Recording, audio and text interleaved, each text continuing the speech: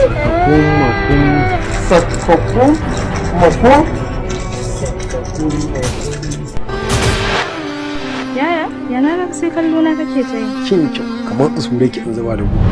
the world of today full of conflicts, where people want to be in a luxury life, no matter how and in a dirty way, in their effort to bring solution to these problems, comes with another interesting story.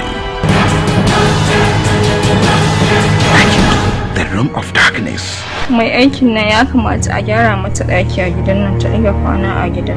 Ina wani daki a gidan nan da. Yaya ba ga wancan dakin ba. Dakin, the Room of Darkness.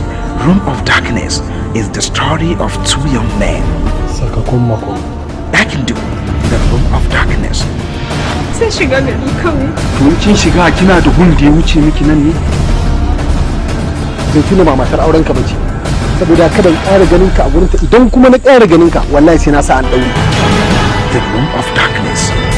Mai zaki bani mi ko na aje miki ban zuciyar ki renan ta nake miki. Mai zaka bani sako na aje maka ni ma ina da raunin da ya mun dafi. You show as Sadiq Sani Sadiq, Bala as Hamza Talla Mai Fata, Zaituna as Hafsat Adam, Ahmad as Garzali Miko, Dakin, The Room of Darkness. Ina son Ahmad. Ina son ya zama abokin rayuwata har abada. So ke ma ki so ni fiye da yadda kike son Ahmad. Yaya ban fahimce ka ba. Auren Ahmad fa nake so. Ni ma auren naki nake so. Inna lillahi wa inna ilaihi raji'un. The Room of Darkness.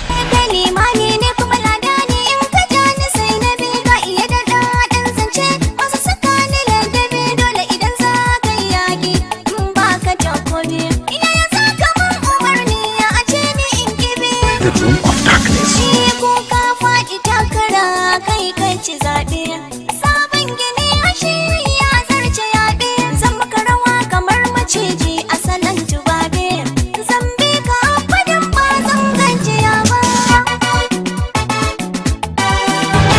The Room of Darkness.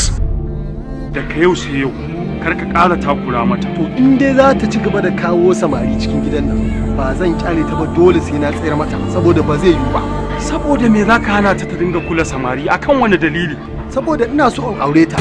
Me ke faruwa? Ni fa na gaya ma fa wallahi sai na aure. Duhu, the Room